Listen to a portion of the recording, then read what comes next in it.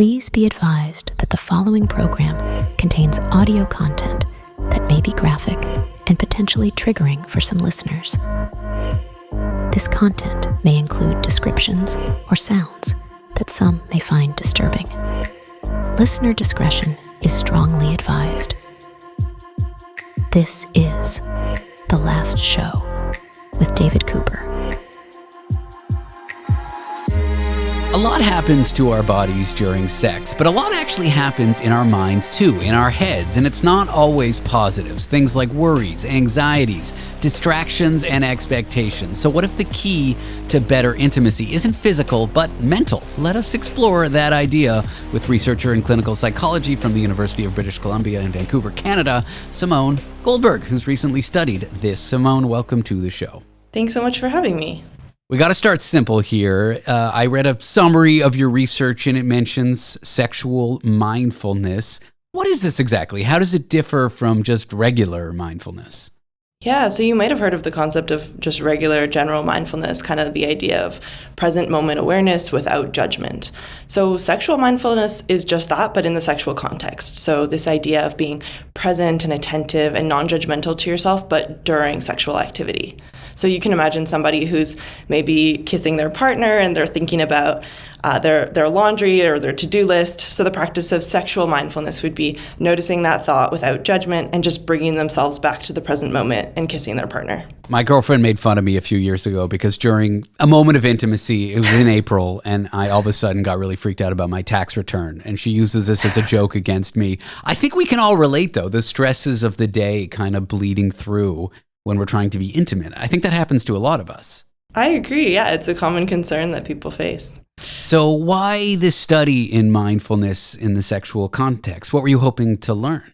Yeah, absolutely. So a lot of our research so far has really focused on individuals, and we wanted to focus on couples because we know that, one person's cognitive state might impact their partner as well. So essentially what we did was that we sampled just almost 300 couples over a 35-day daily diary period. So it allowed us to kind of capture how, maybe how you're thinking and feeling on one day might change day to day. And so we every day in the evenings, we asked people to answer questions about whether they had sex, how satisfied they were with their sex, how much desire they had for their partner, and whether they were distressed or had any worries or concerns about their sex that day. And kind of with this 35-day period, we were able to see that on days when people were more sexually mindful, so on days when they were more present and attentive and non-judgmental during sex than their own personal average, their own usual, that they also reported better sexual well-being. And their partners reported it too, which was really cool. It sounds cool. You mentioned presentness, attentiveness. Is there more you can say about being mindful during sex? Like, what could I do to be more mindful? Or are there techniques that people can employ? Yeah, absolutely. So I think, one of the kind of obvious ones is just get rid of the distractors that you have control of. So switch off the phone, keep it as few distractions as possible. Another thing to kind of keep in mind is the practice of observing. So if you can observe your thoughts, then you're able to bring your thoughts back to the present moment. So the practice of observing, you could describe out loud. So if you're able to kind of say what's happening in the moment to your partner, that's another method of trying to be present and attentive. But it's a practice and it doesn't have to be perfect. And I think what we know from the research is that just even learning about mindfulness and exposing yourself to this idea can actually make people more mindful. One interesting finding is that if one person is mindful, it can improve the other person's sexual satisfaction. Mm-hmm. How do you interpret a finding like that? What's going on between a partner and the other person in that moment? Yeah, absolutely. So I think one thing that might be responsible here is this idea of sexual responsiveness. So if one partner is distracted, they're not kind of able to be responsive to their partner's cues and be in tune with the moment. And so, you can imagine somebody who's in the sexual interaction and maybe they're kind of looking off into space or thinking about, is my partner thinking about my body? Is my partner, worried about their whatever's going on? And so I think just being able to kind of be in tune means that maybe they'll actually respond to their partner's needs in that moment and they might make their partner more satisfied.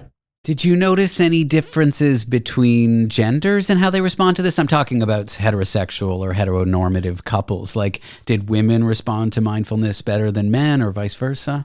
Yeah, this was really interesting. So we found that the link between one's own sexual mindfulness and their own sexual well-being was actually, that link was stronger for women.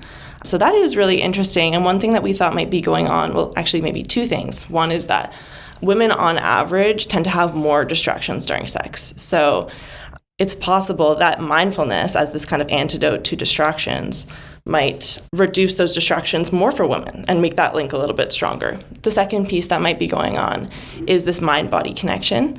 And so we know from the literature that men tend to have a stronger mind-body connection. They're better able to report their subjective kind of self-report is going to be of their sexual arousal is more closely tied together than women. So mindfulness is this way to kind of strengthen that mind-body connection, and that might just work better for women.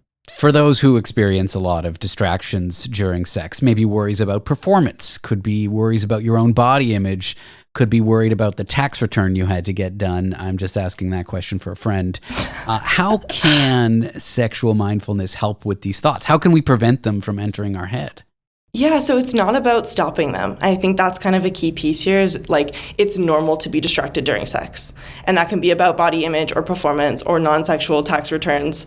It's normal to be distracted. And the practice is really just about noticing that, observing that, and bringing your attention back to the moment. And that in of itself is kind of where we see benefits for sexual well-being, not trying to stop it or, suppress your thoughts, because we know that doesn't really work. I want to know about these sexual tax returns, but maybe that's a conversation for a different interview. Sexual mindfulness. Is this something that clinicians could be using, for example, like in couples therapy or in maybe sexual health interventions? Is this something that a couples counselor could recommend to clients based on your research? Yes, absolutely. So we know that mindfulness-based interventions are really effective for individuals with sexual difficulties. And even some research that I've done in my lab here at the Sexuality and Wellbeing Lab looks at just 3.5 minutes of psychoeducation about the benefits of mindful sex can help individuals with their sexual well-being.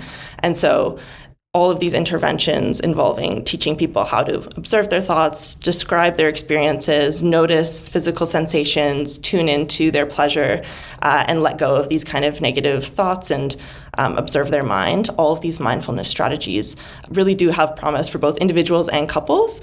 And even just small amounts of information, just 3.5 minutes, can benefit sexual well-being. Any other pieces of advice you might have for couples who are listening and kind of interested in this and know that when they go through their intimate routines that the thoughts creep into the head, the anxieties? Any one piece of advice for them?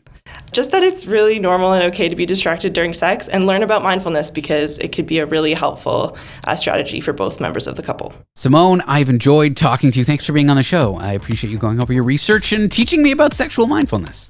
Thank you so much. Simone Goldberg is a researcher in clinical psychology from the University of British Columbia in Vancouver, Canada.